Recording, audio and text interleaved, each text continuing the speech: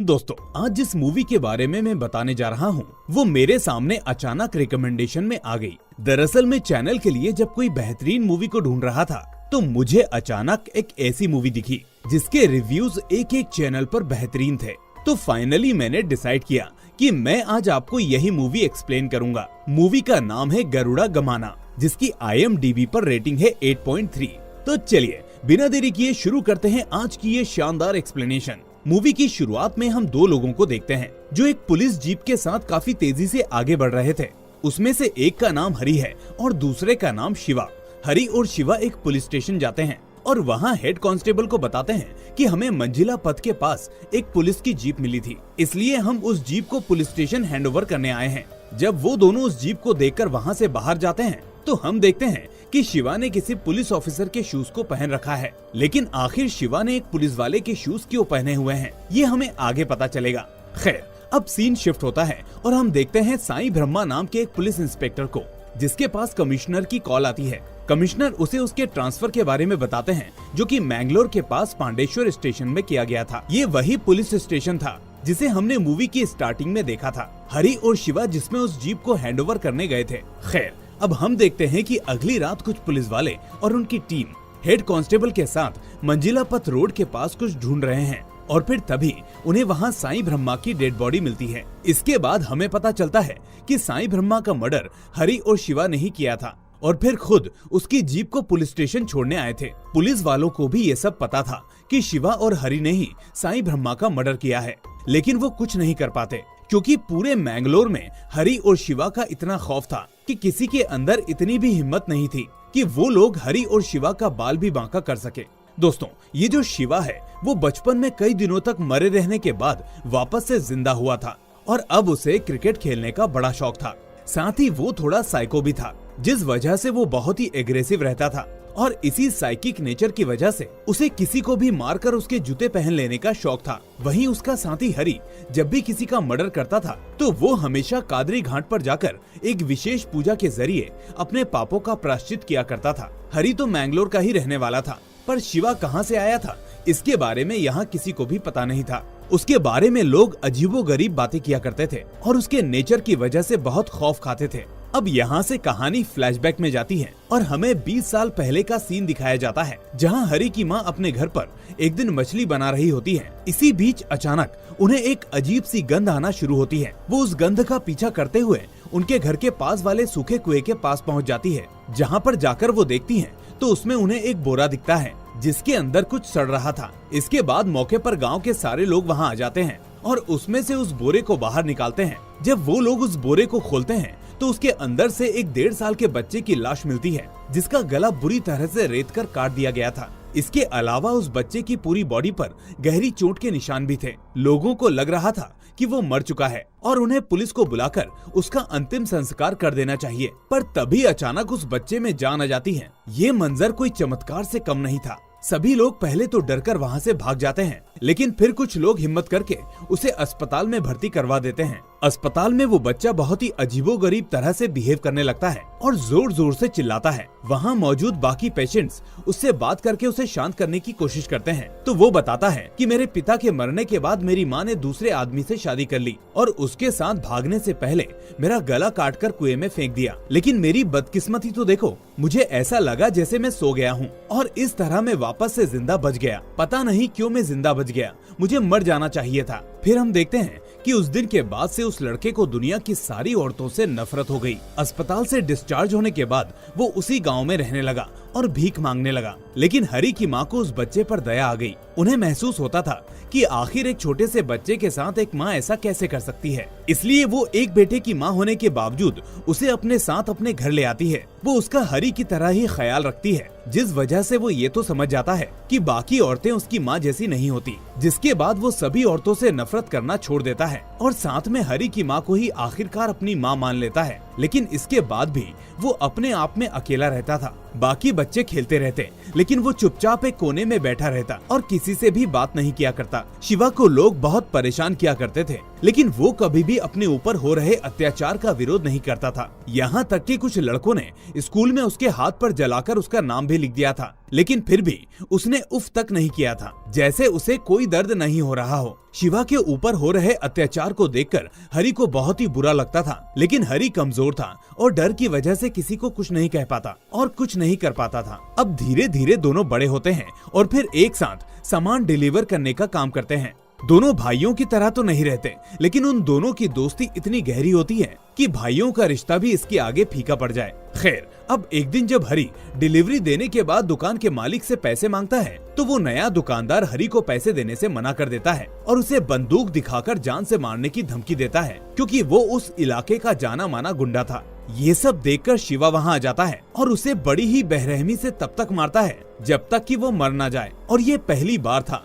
जब शिवा ने किसी का विरोध किया था। इसके बाद शिवा उसे जान से मारने के बाद उस आदमी की चप्पल को पहन लेता है और ये खबर आग की तरह फैलती है, जिसके बाद शिवा और हरी को पहली बार जेल होती है। इस खबर को सुनकर अब लोग शिवा और हरी से खौफ खाने लगते हैं। फिर कुछ दिनों बाद दोनों की बेल हो जाती है और लोगों के दिलों में अपने लिए डर और रिस्पेक्ट को देखकर हरी और शिवा को बहुत अच्छा लगता है। वो दोनों इस इलाके में फेमस होने लगे थे। शिवा काफी गुस्से वाला था, उसे जब भी गुस्सा आता तो वो बिना सोचे समझे किसी को भी मार देता था। ऐसे ही कुछ दिनों बाद शिवा ने मैंगलोर में होने वाले मैच में अपनी टीम का नाम लिखवा दिया, पर अनफॉर्चुनेटली वो लोग हार गए। जिसके बाद हरी और शिवा ने अपनी खुद की एक टीम बना ली, जिसमें अब वो 6 लोग हो चुके थे। हरी शिवा के गुस्से की मदद से छोटी मोटी सुपारी लेने लगा था, जिस वजह से उन लोगों के पास काफी ज्यादा पैसे आना शुरू हो गए थे। गांव के साथ साथ शहर के लोग भी शिवा और हरी के नाम से कांपने लगे थे। फिर हर साल की तरह इस साल भी मैंगलोर में एक फेस्टिवल होने वाला था, जिसमें इंसान को टाइगर बनाकर खेल किया जाता था और उसमें वहाँ का लोकल गुंडा प्रकाश भी अपने टाइगर को उतारा करता था और हर बार वो गेम जीतता भी था। पर इस बार ऐसा नहीं होता, क्योंकि हरी ने प्रकाश के टाइगर को डरा धमकाकर अपने साथ मिला लिया होता है और उस कंपटीशन को जीत लिया होता है। जिसके बाद प्रकाश हरी से बदला लेने के लिए सोचने लगा। फिर एक दिन प्रकाश और हरी के लोग आमने सामने आ गए, जहां प्रकाश अपने पैसों की अकड़ दिखाते हुए हरी के मुंह पर पैसे फेंक देता है और उसकी बेइज्जती करने लगता है। पर जैसे ही प्रकाश हरी को मारने के लिए अपनी गन निकाल रहा होता है, तभी शिवा उसे पीछे से रोक देता है और फिर वहाँ सभी के सामने बेरहमी से उसे जान से मार देता है। और प्रकाश के सारे आदमी बस खड़े खड़े तमाशा ही देखते रह जाते हैं, लेकिन उनको इस बात का बहुत बुरा लगता है और वो लोग भी हरी और शिवा से बदला लेने का मौका ढूंढने लगते हैं। और फिर एक दिन हरी शिवा के साथ कादरी जा रहा होता है, तभी उसे रास्ते में एक फूल बेचने वाला रोक लेता है और उसे कहता है कि ये फूल किसी ने उन्हें देने को कहा है, जो कि मुंबई का डॉन था, और उसने ये भी कहा है कि तुम लोग कादरी ना जाओ, बल्कि अपने घर वापस चले जाओ और सिर्फ अपनी कार को कादरी के लिए भेज दो। हरी को पहले तो उसकी बातें बकवास लगती हैं और वो उस फूल वाले को वहाँ से भगा देता है, पर तभी उसे पता नहीं क्या ख्याल आता है और वो इस बारे में जब ध्यान से सोचता है तो शिवा के साथ कार से उतरकर वापस मंगला देवी अपने घर चला जाता है और कार को कादरी भेज देता है। थोड़ी देर बाद उसे पता चलता है कि प्रकाश के लोगों ने उनकी कार पर अटैक किया था, जिसमें उनके ड्राइवर की मौत हो गई। जब उन दोनों को ये बात पता चलती है तो वो उसी जगह पर जाते हैं जहां ये सब हुआ था। तभी हरी की नजर वहां एक ब्लैक कार पर पड़ती है, जिस पर बिल्कुल वैसा ही फूलों का गजरा लगा हुआ था जैसा कि उन्हें उस साइकिल वाले ने दिया था। तभी हरी के दिमाग में कुछ आता है कि हो ना हो ये उसी आदमी का सिग्नल है जिसने इनकी जान बचाई। इसके बाद वो दोनों जाकर उस कार में बैठ जाते हैं और वो कार उन्हें लेकर एक फंक्शन में जाती है। वहाँ पर हरी की मुलाकात रविराज से होती है। यहाँ हमें पता चलता है कि रविराज वही आदमी है जिसने हरी और शिवा को अलर्ट करके उनकी जान बचाई थी। इसके बाद हरी रविराज को थैंक यू बोलता है और उससे कहता है कि मुझे पता है आपने ये काम किसी न किसी मकसद से किया होगा। आप बताइए आपको क्या चाहिए या हम आपके लिए क्या कर सकते हैं। जिसके बाद रविराज बताता है कि वो पहले दुबई में रहता था, लेकिन अब वो वापस इंडिया आकर यहाँ शिफ्ट हो गया है और साथ में एक पॉलिटिकल पार्टी से भी जुड़ गया है, क्योंकि उसे इसके लिए एक बहुत ही अच्छा ऑफर मिला है, जिससे उसे आने वाले टाइम में एमएलए का टिकट भी मिल सकता है। पर एक दिक्कत है, उसी पार्टी का एक आदमी ये नहीं चाहता कि मुझे वो टिकट मिले, क्योंकि वो यहाँ बचपन से रहता है और उसे भी एमएलए का टिकट चाहिए। उस आदमी की हेल्प यहाँ के पुलिस स्टेशन का इंस्पेक्टर कर रहा है, इसलिए मैं चाहता हूँ कि तुम उसको मेरे रास्ते से हटा दो। हरी इसके लिए हामी भर लेता है और कुछ दिनों में उस इंस्पेक्टर के ड्राइवर को अपनी टीम में शामिल कर लेता है। इसके बाद एक रात जब उस इंस्पेक्टर की कार का ड्राइवर उसे मंजिला पथ रोड की साइड लेकर जाता है, तो वहाँ हरी और शिवा पहले से ही मौजूद होते हैं, जो मिलकर उस इंस्पेक्टर को मौत के घाट उतार देते हैं। दोस्तों, ये वही सीन था जो हमने मूवी की शुरुआत में देखा था। खैर, इंस्पेक्टर के मर्डर की वजह से होम मिनिस्टर काफी परेशान हो जाते हैं, क्योंकि चुनाव का वक्त नजदीक था। इसलिए वो फौरन साईं ब्रह्मा नाम के एक निडर ऑफिसर को मैंगलोर में शिफ्ट करवाते हैं। ये वही इंस्पेक्टर था जिसको हमने शुरू में देखा था, जिसको कमिश्नर ने ट्रांसफर के लिए कॉल किया था। खैर, अब आखिरकार साईं ब्रह्मा मैंगलोर पहुँचता है और अपने घर के बाहर एक बड़ा सा बैनर देखता है, जहाँ उसके परिवार का पूरा बायोडाटा लिखा हुआ था, जैसे कि उसकी बीवी क्या करती है, उसके बच्चे कहाँ पढ़ते हैं। ये बैनर असल में शिवा और हरि ने ही उनके घर के सामने लगवाया था। ब्रह्मा उसे देखकर काफी डर जाता है, क्योंकि यहाँ आने से पहले ब्रह्मा को हरि और शिवा के बारे में पता चल चुका था कि वो कितने खतरनाक लोग हैं। अगले दिन ही साईं ब्रह्मा वहाँ के एमएलए से मिलने जाता है और उनसे रिक्वेस्ट करता है कि वो उनका ट्रांसफर यहाँ से करवा दे, क्योंकि उसके यहाँ आते ही उसे मारने की धमकियाँ मिलने लगी थी। इस पर एमएलए पहले तो शांत रहता है, लेकिन बाद में उस पर गुस्सा होता है और उसे वहीं सभी के सामने मारने लगता है और उसकी काफी इंसल्ट भी करता है। स्वाभिमानी साईं ब्रह्मा को ये सब बहुत बुरा लगता है और मानसिक तौर पर उसे बहुत गहरी चोट पहुंचती है। उस रात अपने घर आकर वो बहुत रोता है, क्योंकि वो काफी मजबूर हो चुका था। उधर हरि और रविराज की अच्छी दोस्ती हो जाती है और वो दोनों अक्सर मिलते रहते हैं। पर रविराज के मिलने के बाद से हरि ने शिवा की तरफ ज्यादा ध्यान देना बंद कर दिया था। वो पावर के नशे में इतना चूर हो चुका था कि हमेशा उसे साइड में नौकरों की तरह खड़ा कर दिया करता था, जिससे कि शिवा को बहुत ही बुरा लग रहा था। फिर एक दिन शिवा कहीं जाने के लिए बस का इंतजार कर रहा था, लेकिन बस आते ही भीड़ की वजह से बस के कंडक्टर ने उसे अंदर आने से मना कर दिया, जिसके बाद शिवा ने गुस्से में आकर उस बस कंडक्टर का मर्डर कर दिया। इस मर्डर के बाद उसे फिर से जेल हो जाती है, पर ये पहली बार हुआ था कि शिवा अकेले ही जेल गया था, वरना पहले जब भी वो कुछ करता तो उसके साथ हरि भी जेल जाता था। उधर साईं ब्रह्मा वहाँ के कमिश्नर के पास जाता है और उन्हें अपना रिजाइन दे देता है। वो कहता है कि सर, हम कैसे सिस्टम में काम कर रहे हैं, मुझे काम करने की आजादी नहीं, और जब मैं एमएलए साहब के पास गया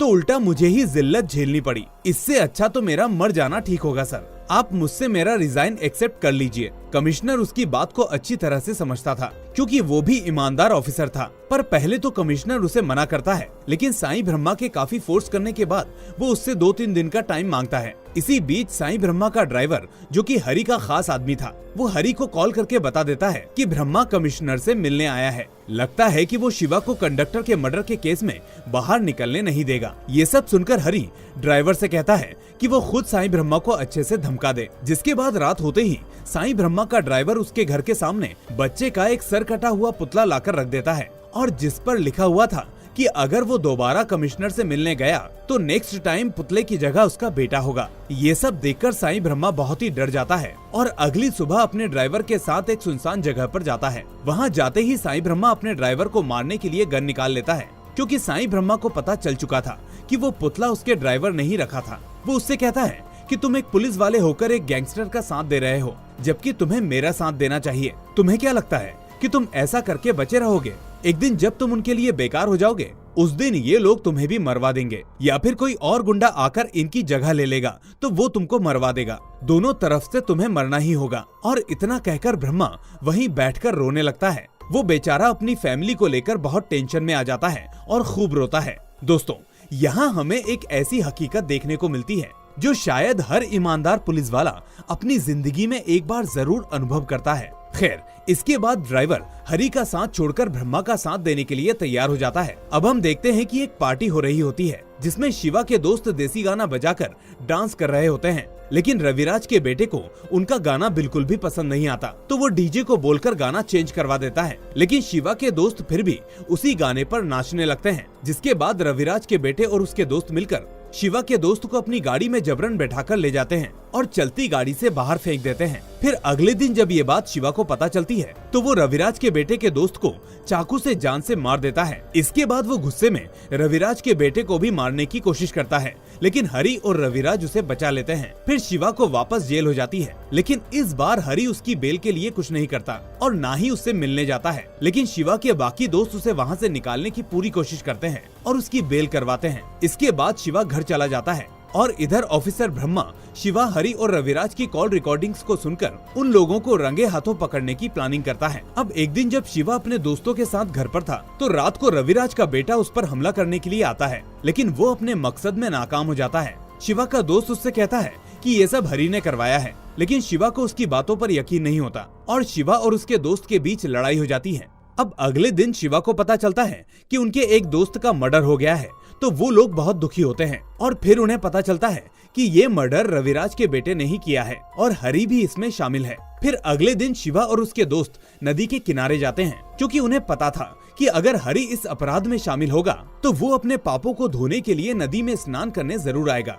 और फिर हरी वहाँ नहाने आता है और हरी को वहाँ देखने के बाद शिवा रोने लगता है क्योंकि शिवा को अभी भी यकीन नहीं हो रहा था कि हरी ऐसा कर सकता है। वो हरी को अपना भाई मानता था, उसने आज तक किसी की बात पर विश्वास नहीं किया था और उसे फिर से वो एहसास होता है जो एहसास उसे अपनी माँ के छोड़कर जाने पर हुआ था। सबसे करीब आदमी को एक बार फिर से उसने खो दिया था। इसके बाद शिवा अपने असली रूप में फिर से वापस आ जाता है और उसके दोस्त रविराज के बेटे को मारने का प्लान बनाते हैं और उस पर नजर रखने लगते हैं। फिर एक दिन जब रात को रविराज का बेटा बार से बाहर आ रहा होता है, तभी मौका मिलते ही शिवा उसका मर्डर कर देता है, जिसके बाद रविराज गुस्से में पागल हो जाता है। और फिर जब अगले दिन शिवा अपने दोस्तों के साथ क्रिकेट खेल रहा होता है तो रविराज के आदमी उसके ऊपर गोली चला देते हैं और वहाँ से भाग जाते हैं। इसके बाद शिवा के दोस्त फौरन उसे हॉस्पिटल लेकर जाते हैं, लेकिन शिवा नहीं बच पाता। फिर शिवा के मरते ही हरी उसकी बाइक को लेकर उसके दोस्तों के पास जाता है और उनसे कहता है कि अब इस इलाके का अकेला भाई सिर्फ मैं हूँ, और ये बोलकर हरी वहाँ से जाने लगता है। लेकिन फिर वहाँ वो बच्चे आ जाते हैं जो शिवा को अपने बड़े भाई की तरह मानते थे।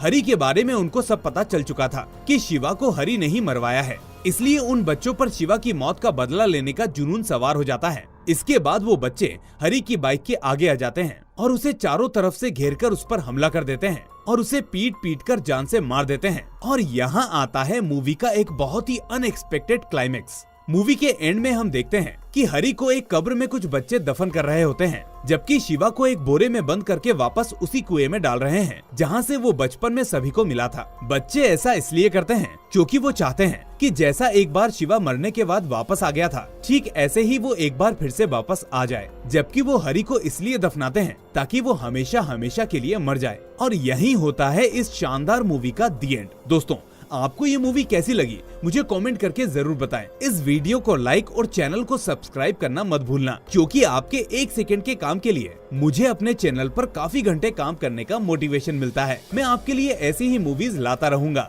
ये मेरा आपसे वादा है। अब मैं मिलूंगा आपसे अगली ऐसी ही वीडियो में। Till then take care and thanks for watching.